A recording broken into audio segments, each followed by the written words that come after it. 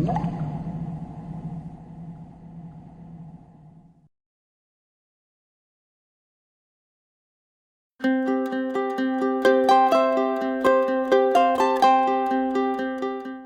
मंडळी. मित्रांनो, तुम्हाला सर्वांना माहीतच आहे की सत्यमेव जयते वॉटर कप स्पर्धेच्या माध्यमातून महाराष्ट्रातल्या अनेक गावांमध्ये मोठ्या प्रमाणावर पाणलोट विकासाची कामं होत आहेत. दुष्काळाविरुद्धच्या या लढाईत आपले सर्वच गावकरी एखाद्या सैनिकाप्रमाणे अगदी जोमानं जीव ओतून काम करतायत. मित्रांनो, पाणलोट विकासाचे विविध उपचार करण्यासाठी आपल्याला बऱ्याचदा JCB, पोकलेन यासारख्या यंत्रांचा वापर करावा लागतो. विशेषतः CCT, deep CCT, compartment bunding, नाला रुंदीकरण, खोलीकरण यांसारखे उपचार करण्यासाठी या यंत्रांचा मोठ्या प्रमाणावर वापर केला जातो. यंत्रांचा वापर केल्यानं होतं काय, तर कामाला गती मिळते. पण मित्रांनो, इथे यंत्र महत्त्वाचे नसून महत्त्वाचे आहेत ते या यंत्रांना चालवणारे यंत्रचालक बांधव. म्हणूनच आज आपण आपल्या यंत्रचालक बांधवांशी संवाद साधणार आहोत. नमस्कार यंत्रचालक मित्रांनो. महाराष्ट्राला दुष्काळमुक्त करण्यासाठीच्या या लढाईत तुमची भूमिका फार महत्त्वाची आहे. म्हणूनच पाणलोट विकासाचे उपचार यंत्राच्या सहाय्यानं तुम्हाला तांत्रिकदृष्ट्या अगदी अचूक पद्धतीनं करता यावेत, यासाठी आपले कृषी अधिकारी मोहिते सर तुम्हाला काही सूचना देणार आहेत. चला तर आपण जाऊया मोहिते सरांकडे. नमस्कार सर. नमस्कार चतुरराव आणि यंत्रचालक बांधवांनो. तर मित्रांनो, आज आपण सर्वप्रथम यंत्राच्या साहाय्याने चर खणून जे पाणलोट उपचार केले जातात, उदाहरणादाखल deep CCT, compartment bunding, contour bunding यासारखे उपचार करताना यंत्रचालक बांधवांनी कोणकोणती काळजी घेतली पाहिजे हे पाहणार आहोत. तर यंत्रचालक मित्रांनो, ज्यावेळी तुम्ही एखाद्या गावात यंत्राच्या साहाय्याने पाणलोटाची कामे करण्यासाठी जाता, त्या ठिकाणी तुम्हाला फक्कीच्या साहाय्याने ठराविक अंतरावर अशा वेड्यावाकड्या रेषा आखलेल्या दिसतील. या रेषा ह्या पाणलोटाची कामे उत्तम दर्जाची होण्याच्या दृष्टिकोनातून अतिशय तंत्रशुद्ध पद्धतीने आखलेल्या असतात. आणि आपल्याला काय करायचं आहे, आपल्याला फक्त एवढंच करायचं आहे की जशा फक्कीच्या साहाय्याने रेषा आखलेल्या आहेत, तंतोतंत हुबेहूब तसंच खोदकाम आपल्याला यंत्राच्या साहाय्याने करायचं आहे. मित्रांनो, उदाहरणादाखल आता आपण ज्या ठिकाणी डीप CCT खोदणार आहोत, त्या ठिकाणी तुम्हाला दिसत आहे की फक्कीच्या साहाय्याने अशा वेड्यावाकड्या रेषा आखलेल्या आहेत. या रेषा म्हणजेच दुसरं तिसरं काही नसून कंटूर रेषा आहेत. कंटूर रेषा म्हणजे जमिनीवरील समपातळीतील बिंदूंना जोडणाऱ्या रेषा. म्हणजे नक्की काय, तर या रेषेवरील सर्व बिंदू हे समान पातळीत असतात. त्यामुळे या रेषा कधी सरळ असतात, कधी अर्धवर्तुळाकार असतात, कधी नागमोडे असतात, तर कधी वेड्यावाकड्या कशाही असू शकतात. जर या रेषा वळणावळणाच्या असतील तर आपल्याला खोदकामही वळणावळणाचंच करायचं आहे. परंतु बरेचसे आपले यंत्रचालक बांधव म्हणतात की ह्या रेषा वळणावळणाच्या आहेत, खोदकाम वळणावळणानं केलं काय आणि सरळ केलं काय, काय फरक पडतो? तर मित्रांनो, फरक पडतो, खूप मोठा फरक पडतो. जर मित्रांनो तुम्ही या रेषेवर वळणावळणानं न करता सरळ खोदकाम केलं तर पाऊस पडल्यानंतर पावसाचं पाणी या चरातून उताराच्या दिशेनं वाहून जातं आणि आपला मुख्य उद्देश सफल होत नाही, फायद्यापेक्षा तोटा जास्त होतो.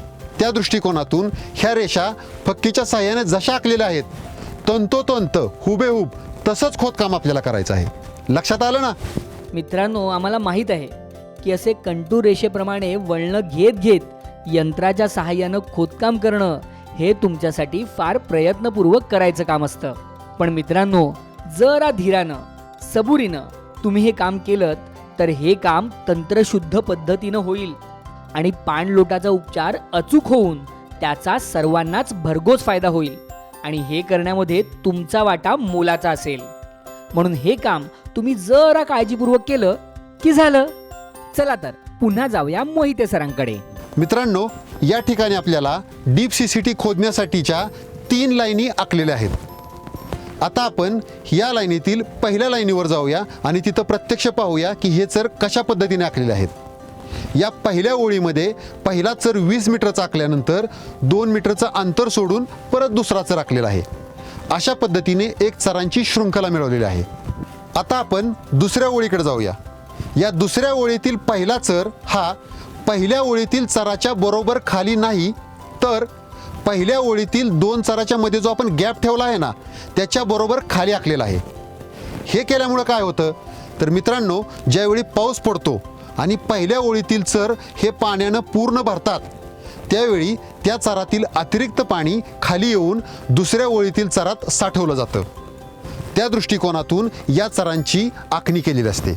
त्यामुळे आपल्याला काय करायचं आहे तर या चरांची ज्या पद्धतीने आखणी केलेली आहे त्या पद्धतीने तंतोतंत हुबेहूब तसंच खोदकाम करायचं आहे. मित्रांनो, आता आपण डीप सीसीटीच्या चराचं खोदकाम करणार आहोत. तुम्ही पाहत आहात की डीप सीसीटीच्या चराचे बॉक्सेस आपण आधीच आखलेले आहेत. या बॉक्सेसपैकी जी उताराच्या बाजूची रेषा आहे त्या रेषेपासून 6 इंच वरच्या बाजूने आपल्याला खोदकाम सुरू करायचं आहे. असं केल्यामुळे काय होईल तर ज्यावेळी तुम्ही 6 इंच वरून खोदकाम सुरू करचाल त्यावेळी रेषेपर्यंतचा भाग हा ॲटोमॅटिक मशीननं काम करताना ढासळेल आणि तुम्हाला अपेक्षित असलेली चराची रुंदी मिळेल. त्या दृष्टिकोनातून खोदकाम हे कधीही रेषेवरून सुरू करू नका, तर रेषेच्या वरती 6 इंचा अंतरापासून सुरू करा. मित्रांनो, यानंतर दुसरी महत्त्वाची गोष्ट म्हणजे आपण ज्यावेळी चर खोदतो त्यावेळी चरातून निघालेली माती ही चराच्या खालच्या बाजूला म्हणजेच उताराच्या बाजूला ठराविक अंतर सोडूनच टाकावी. ही माती कोणत्याही परिस्थितीत चराच्या वरच्या म्हणजे चढाच्या बाजूला टाकू नये. जर मित्रांनो आपण ती वरच्या बाजूला टाकली तर ज्यावेळी पाऊस पडतो त्यावेळी पावसाबरोबर ती माती पुन्हा चरात येऊ शकते. त्याचप्रमाणे ही माती चराच्या खालच्या बाजूला जर तुम्ही एकदम चराला चिकटून टाकली तर काय होईल, ही माती ढासळून पुन्हा चरात येऊ शकते. त्या दृष्टिकोनातून खालच्या बाजूला ही माती ठराविक अंतर सोडूनच टाकावी. हे ठराविक अंतर म्हणजे काय तर मित्रांनो, हे ठराविक अंतर म्हणजेच बर्म. आणि हे काळजीपूर्वक लक्षात ठेवा की हा बर्म सोडणं हे अतिशय आवश्यक गोष्ट आहे. मित्रांनो, या ठिकाणी आणखी एक लक्षात ठेवण्यासारखी गोष्ट म्हणजे या चरातून निघालेली माती आपण चराच्या खालच्या बाजूला टाकून ज्यावेळी ताल बांधतो त्यावेळी या तालीची लांबी ही चराच्या लांबी इतकीच ठेवावी, ती कमी किंवा जास्त ठेवू नये. त्याचबरोबर वेळोवेळी मशीनच्या बकेटच्या साहाय्याने या तालीच्या माथ्यावरील माती ही दाबून त्याचा माथा एक समान करून घ्यावा. यालाच आपण माथा मारणे असंही म्हणतो. हे करत असताना काही माती ढासळून बर्मवर येऊ शकते. अशा वेळी पुन्हा एकदा बकेटच्या साहाय्याने एक दात जो असतो ना कडेचा, त्याच्या साहाय्याने या बर्मवरची माती स्वच्छ करून घ्यावी आणि बर्म क्लीन करावा. मित्रांनो, आता नीट लक्ष देऊन ऐका. ज्यावेळी आपण डीप सीसीटीचं काम करत असतो त्यावेळी बऱ्याच ठिकाणी असं निदर्शनास येतं की आपले काही यंत्रचालक बांधव हे चरातून निघालेल्या मातीने चराच्या खालच्या बाजूला तर ताल घालतातच, परंतु चराच्या सुरुवातीला व शेवटीही माती टाकून तिथं छोटे छोटे बांध घालतात. त्याचा असा गैरसमज असतो की त्यामुळे पाणीसाठा जास्त होईल. परंतु मित्रांनो, या पद्धतीने चराची तोंड बंद केल्यामुळं होतं काय, ज्यावेळी चर भरतात त्यावेळी अतिरिक्त पाणी जाण्यासाठी जागा नसल्यामुळे हे चर मधोमध फुटतात आणि फायद्यापेक्षा नुकसान मोठ्या प्रमाणावर होतं. त्यामुळे ही गोष्ट अगदी काळजीपूर्वक लक्षात ठेवा की कोणत्याही परिस्थितीत चराची तोंड बंद करू नका. आणि मित्रांनो, गावातील कुणी जर शेतकरी येऊन तुम्हाला सांगत असतील की या चराची तोंड बंद करा, तर तुम्ही तुमच्या अनुभवावरून त्यांना याचे तोटे सांगा आणि त्यांना नम्रपणे असं काम करण्यास नकार द्या. मित्रांनो, बऱ्याच वेळा असं होतं की ज्यावेळी आपण चर खोदत असतो त्यावेळी त्यामध्ये मोठे मोठे ढेकळ निघतात. अशा वेळी हे ढेकळ फोडूनच मग ती माती तालीवर टाका. जर तुम्ही डायरेक्ट हे ढेकळ जर तालीवर टाकले तर तालीवरची माती आणि ढेकळ ढासळून डायरेक्ट आपल्या चरात येऊ शकतात. त्या दृष्टिकोनातून हे लक्षात ठेवा की हे ढेकळ फोडूनच आपल्याला त्याची माती तालीवर टाकायची आहे. सर, आणि चर खणताना जर खडक लागला तर? चर खोदताना जर काही अंतरावर खडक लागला तर खोदकाम तिथंच थांबवावं.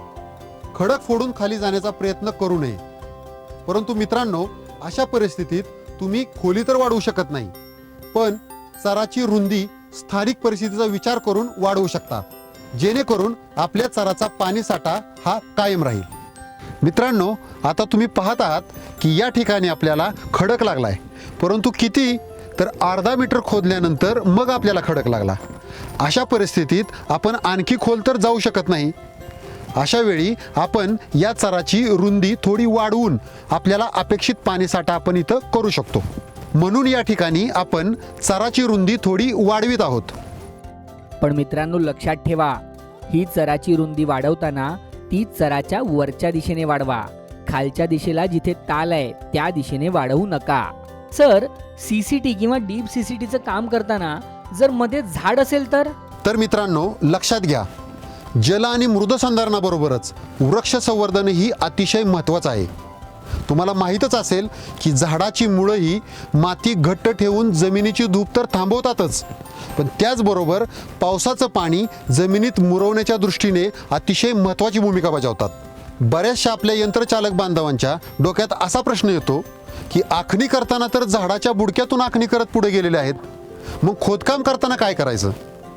तर मित्रांनो, एक गोष्ट लक्षात ठेवा, आखणी करताना सोयीस्कर व्हावं म्हणून ही सलग आखणी केलेली असते.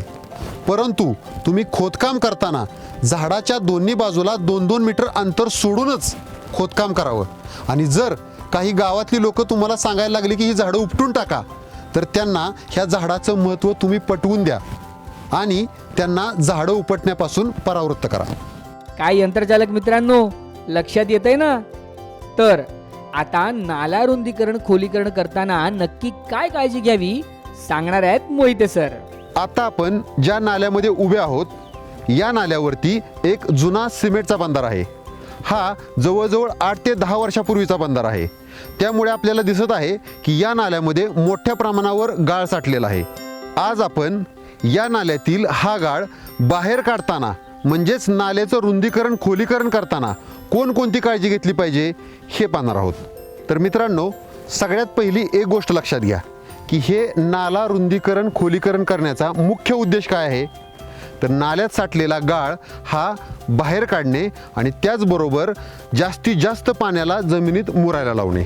या ठिकाणी एक गोष्ट लक्षात ठेवा की नाल्यातील आपल्याला फक्त गाळच बाहेर काढायचं आहे, वाळू नाही. कारण वाळू हे पाणी साठवण्याचं अतिशय उत्तम माध्यम आहे. त्या दृष्टिकोनातून ज्या नाल्यामध्ये वाळू साठा हा मोठ्या प्रमाणावर आहे, अशा नाल्याचं नाला रुंदीकरण खोलीकरण करूच नये. त्याचबरोबर मित्रांनो, जर एखाद्या नाल्यात तुम्ही नाला रुंदीकरण खोलीकरण सुरू केलं आणि साधारण 1 मीटर खोल गेल्यानंतर खाली जर वाळूचा साठा लागला, तर अशा वेळी रुंदीकरण खोलीकरण तिथंच थांबवा. नाल्यातील वाळू बाहेर काढून खोलीकरण अजिबात करू नका. त्याचप्रमाणे एखाद्या गावात असंही होतं की काही लोक येतात आणि ज्या नाल्यामध्ये वाळू साठा मोठ्या प्रमाणावर आहे, अशा नाल्याचं नाला रुंदीकरण खोलीकरण करा असं सांगतात. अशा वेळी यंत्रचालक बांधवांनो, ही तुमची जबाबदारी आहे की तुम्ही त्यांना विनंतीपूर्वक याचे तोटे सगळे समजवून सांगा आणि अशा नाल्याचं नाला रुंदीकरण खोलीकरण करू नये असं त्यांना पटवून सांगा. मित्रांनो, ज्या नाल्यावर जुना बंधारा आहे, मग तो मातीचा असो किंवा सिमेंटचा असो, अशा नाल्याचं नाला रुंदीकरण खोलीकरण कसं करायचं? तर या ठिकाणी आपण उदाहरणादाखल आत्ता आपल्या नाल्यावर जो सिमेंट बंधारा आहे तो घेऊया. या सिमेंट बंधाऱ्याच्या आतील बाजूला, म्हणजे ज्या बाजूला पाणी साठतं त्या बाजूला बंधाऱ्याच्या पायापासून वरच्या बाजूला येत 5 मीटर अंतर सोडा आणि तिथं एक खून मार्क करा. या खुणेपासून आपल्याला नाल्याचं रुंदीकरण खोलीकरण सुरू करायचं आहे. मित्रांनो, या ठिकाणी लक्षात ठेवा, तुम्ही जर हा 5 मीटरचा बर्म न ठेवता बंधाऱ्याच्या पायापासूनच नाला रुंदीकरण खोलीकरण सुरू केलं तर बंधारा गळू शकतो. त्या दृष्टिकोनातून 5 मीटर अंतर सोडूनच, म्हणजेच बर्म सोडून आपल्याला नाल्याचं रुंदीकरण खोलीकरण सुरू करायचं आहे. आणि बऱ्याच वेळा गावातील काही मंडळी येतात आणि ते सांगतात की हे नाल्याचं रुंदीकरण खोलीकरण एकदम पायापासून चालू करा. का? तर तिथं चांगला गाळ असतो. तर मित्रांनो, अशा वेळी यंत्रचालक बांधवांनी त्यांना विनंती करून त्यांना समजून सांगा की जर आपण पायापासून सुरू केले तर कोणकोणते तोटे होतात. त्या दृष्टिकोनातून 5 मीटरचा बर्म सोडूनच नाल्याचं रुंदीकरण खोलीकरण सुरू करावं. मित्रांनो, आता या नाल्यातील गाळ कुठे टाकावा? अशा वेळी आसपासचे शेतकरी जर हा चांगला सुपीक गाळ ट्रॉलीत भरून जर स्वतःच्या शेतात टाकत असतील तर त्यांना प्राधान्य द्या. जर समजा गाळ वाळू मिश्रित किंवा थोडा मुरुम मिश्रित असेल तर अशा वेळी शेतकरी न्यायला तयार नसतात. अशा वेळी हा गाळ आपल्या नाल्याच्या दोन्ही काठावर 1.5 मीटरचं अंतर सोडून आतील बाजूस तालीच्या स्वरूपात टाका. कोणत्याही परिस्थितीत हा गाळ अस्ताव्यस्त स्वरूपात टाकू नका. मित्रांनो, एक गोष्ट लक्षात ठेवा, नाल्याचं खोलीकरण हे जास्तीत जास्त 3 मीटर खोलीपर्यंतच करायचं आहे. परंतु जर 3 मीटर खोलीच्या आधीच खडक लागला तर काय करायचं? तर खोलीकरण तिथेच थांबवावं. खडक फोडून खाली जायची गरज नाही. मित्रांनो, तुम्हाला माहीतच आहे की नाल्याचे काठ हे कधी असे सरळ नसतात, तर हे काठ उताराचे असतात. आता तुम्ही पाहत आहात की आपल्या नाल्याचे दोन्ही काठ हे कसे उताराचे आहेत. त्या दृष्टिकोनातून या नाल्याचं नाला रुंदीकरण खोलीकरण करताना हे काठ असे सरळ न खोदता त्यांचा जसा उतार आहे त्या उताराला अनुसरूनच नाल्याचं रुंदीकरण खोलीकरण करावं. आणि त्याचबरोबर या नाल्याच्या काठांना सरळ खोदणं टाळावं. आता आपण पाहत आहोत की नाल्याच्या काठावर मोठ्या प्रमाणात झाडं आहेत. अशा वेळी ज्यावेळी आपण नाल्याचं रुंदीकरण खोलीकरण करतो त्यावेळी नाला काठावरील झाडं ही जास्तीत जास्त कशी वाचतील याची कटाक्षानं काळजी आहे.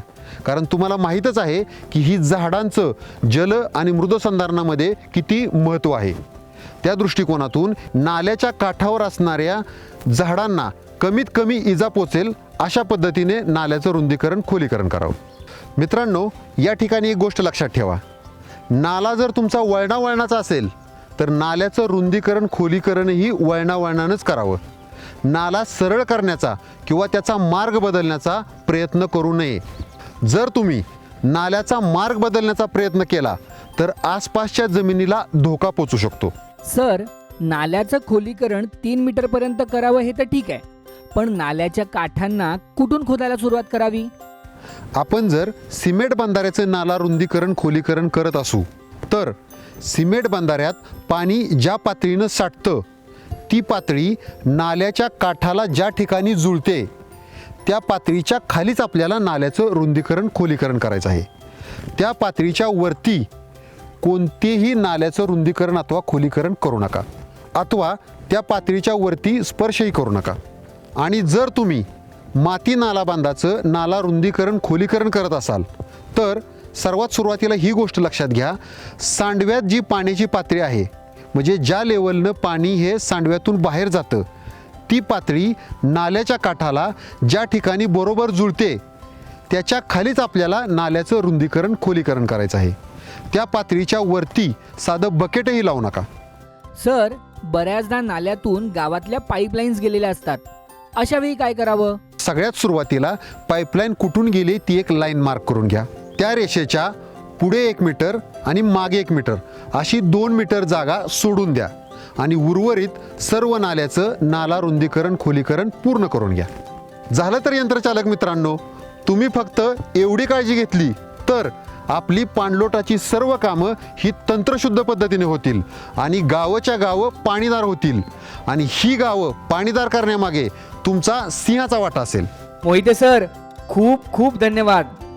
तर मित्रांनो, आज मोहिते सरांनी आपल्या यंत्रचालक बांधवांसाठी अगदी मोलाची माहिती दिली. पण ही माहिती फक्त यंत्रचालकांसाठीच आहे असं बिलकुल नाही हा. सर्व गावकऱ्यांनी या सूचना लक्षात घेऊन यंत्रचालक बांधवांची या संदर्भात चर्चा करावी आणि आपल्या गावातली कामं ही तांत्रिक दृष्टीने उच्च दर्जाची होतील याची काळजी घ्यावी. साताऱ्यातील जांबुद्रुक गावाच्या गावकऱ्यांनी JCB आणि पोकलॅन चालक बांधवांच्या सहकार्याने आपल्या गावात जलसंधारणाचं असं काही तंत्रशुद्ध काम केलंय की दुष्काळाला टक्कर द्यायला आता जांबुद्रुक गाव सुसज्ज झालंय.